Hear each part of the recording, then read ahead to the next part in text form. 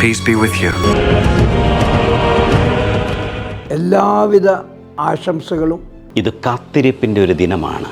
നിറഞ്ഞു നിൽക്കുന്ന ഒരു വെള്ളിയാഴ്ച. പുതിയ കൽപ്പനകളെ വിശുദ്ധീകരിച്ച് നൽകിയ ദിനം.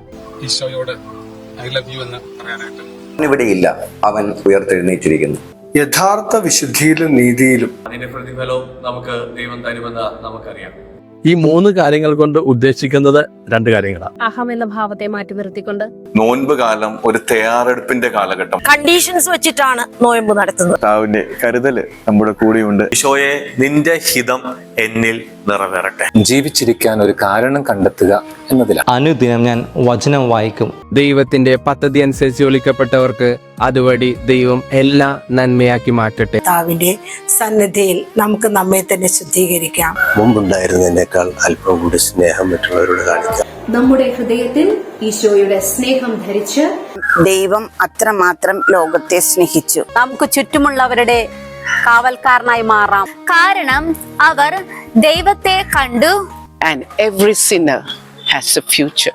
ജീവിതത്തിൽ കുറച്ചുകൂടെ മാറ്റം വരുത്താനുള്ള ഒരു കാലം. ഒത്തിരി നമുക്ക് ഇഷ്ടപ്പെട്ട സാധനങ്ങളൊക്കെ ഉപേക്ഷിക്കാനൊക്കെ ഒരു ഉയർന്ന ചിന്തയുടെ സ്ഥലമായിട്ട്, ഒരു മലകയറ്റത്തിന്റെ കാലഘട്ടമായിട്ട്. എല്ലാ യാത്രയും ഒരു മടക്കയാത്രയാണ്.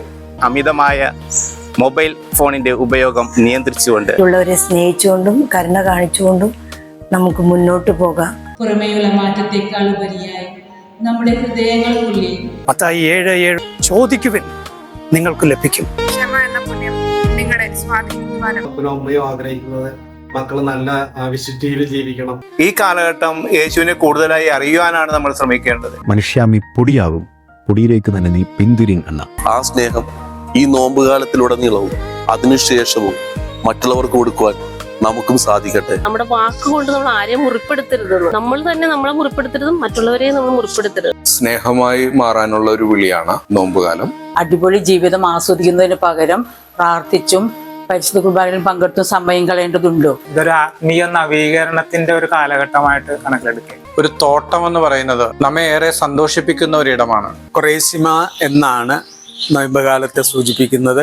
ദൈവത്തിലേക്ക് തിരിച്ചു വരവാണ്, നമ്മുടെ ഹൃദയ പരിവർത്തനമാണ് കർത്താവ് ആഗ്രഹിക്കുന്നത്. മനുഷ്യ, നീ പൊടിയാകുന്നു, പൊടിയിലേക്ക് മടങ്ങുക. ജീവനുള്ള ദൈവത്തിന്റെ മുൻപിൽ ജീവനുള്ള മനുഷ്യർ നൽകുന്ന വിലയാണ് നോമ്പ്. ഒരു നോവിന്റെയും അൻപിന്റെയും ഓർമ്മയായിട്ട് മാറട്ടെ എന്ന് ആശംസിക്കുകയാണ്.